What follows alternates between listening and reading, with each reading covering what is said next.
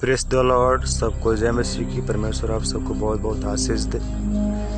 आदि में परमेश्वर ने आकाश और पृथ्वी की सृष्टि की, और पृथ्वी बेडौल और सुनसान पड़ी थी, और गहरे जल के ऊपर अंधियारा था, तथा परमेश्वर का आत्मा जल के ऊपर मंडराता था। तब परमेश्वर ने कहा, उजियाला हो, तो उजियाला हो गया। और परमेश्वर ने उजियाले को देखा कि अच्छा है, और परमेश्वर ने उजियाले को अंधियारे से अलग किया। और परमेश्वर ने उजियाले को दिन और अंधियारे को रात कहा, तथा सांझ हुई फिर भोर हुआ। इस प्रकार पहला दिन हो गया। फिर परमेश्वर ने कहा, जल के बीच एक ऐसा अंतर हो कि जल दो भाग हो जाए। तब परमेश्वर ने एक अंतर करके उसके नीचे के जल और उसके ऊपर के जल को अलग अलग किया, और वैसा ही हो गया। और परमेश्वर ने उस अंतर को आकाश कहा, तथा सांझ हुई फिर भोर हुआ। इस प्रकार दूसरा दिन हो गया। फिर परमेश्वर ने कहा, आकाश के नीचे का जल एक स्थान में इकट्ठा हो जाए, और सूखी भूमि दिखाई दे, और वैसा ही हो गया।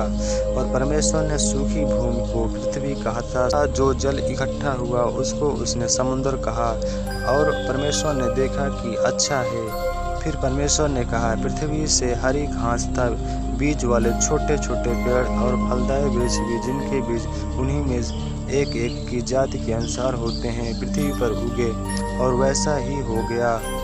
तो पृथ्वी से हरी घास और छोटे छोटे पेड़, जिनमें अपनी अपनी जात के अनुसार बीज होता है, और फलदायी वृक्ष, जिनके बीज एक एक की जात के अनुसार उन्हीं में होते हैं, उगे। और परमेश्वर ने देखा कि अच्छा है। तथा सांझ हुई फिर भोर हुआ। इस प्रकार तीसरा दिन हो गया।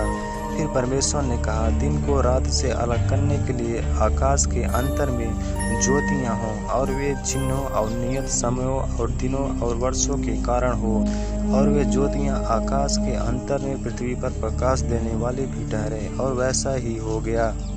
तब परमेश्वर ने दो बड़ी ज्योतियां बनाई। उनमें से बड़ी ज्योति को दिन पर प्रभुता करने के लिए, और छोटी ज्योति को रात पर प्रभुता करने के लिए बनाया, और तारागण को भी बनाया। परमेश्वर ने उनको आकाश के अंतर में इसलिए रखा कि वे पृथ्वी पर प्रकाश दे, तथा दिन और रात पर प्रभुता करें, और उजियाले को अंधियारे से अलग करें। और परमेश्वर ने देखा कि अच्छा है। तथा सांझ हुई फिर भोर हुआ। इस प्रकार चौथा दिन हो गया। फिर परमेश्वर ने कहा, जल जीवित प्राणियों से बहुत ही भर जाए, और पक्षी पृथ्वी के ऊपर आकाश के अंतर में उड़े।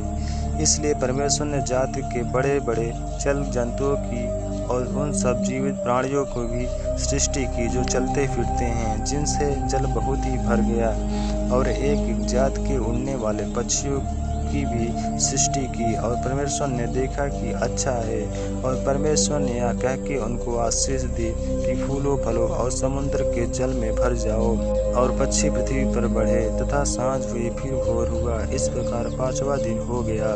फिर परमेश्वर ने कहा, पृथ्वी से एक एक जात के जीवित प्राणी, अर्थात घरेलू पशु और रेंगने वाले जंतु, और पृथ्वी के वन पशु जाति जाति के अनुसार उत्पन्न हो, और वैसा ही हो गया। सो परमेश्वर ने पृथ्वी के जाति जाति के वन पशुओं को, और जाति जाति के घरेलू पशुओं को, और जाति जाति के भूमि पर सब रेंगने वाले जंतुओं को बनाया।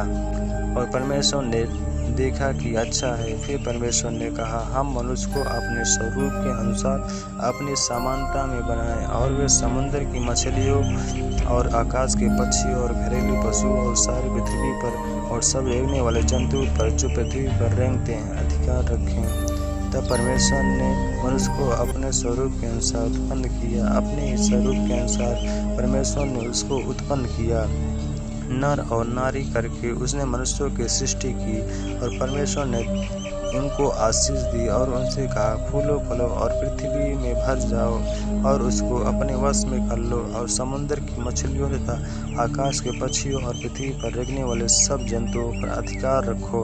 फिर परमेश्वर ने उनसे कहा, सुनो, जितने बीज वाले छोटे छोटे पेड़ सारी पृथ्वी के ऊपर हैं, और जितने वृक्षों में बीज वाले फल होते हैं, वे सब मैंने तुमको दिए हैं, वे तुम्हारे भोजन के लिए हैं। और जितने पृथ्वी के पशु और आकाश के पक्षी और पृथ्वी पर रहने वाले जंतु हैं, जिनमें जीवन के प्राण हैं, उन सब के खाने के लिए मैंने सब हरे हरे छोटे पेड़ दिए हैं। और वैसा ही हो गया।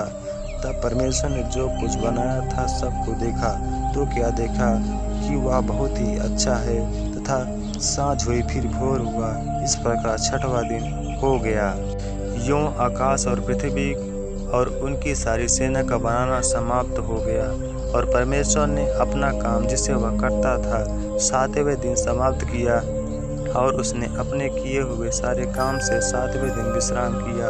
और परमेश्वर ने 7वें दिन को आशीष दी और पवित्र ठहराया, क्योंकि उसमें उसने अपने सृष्टि की रचना के सारे काम से विश्राम लिया। आमीन।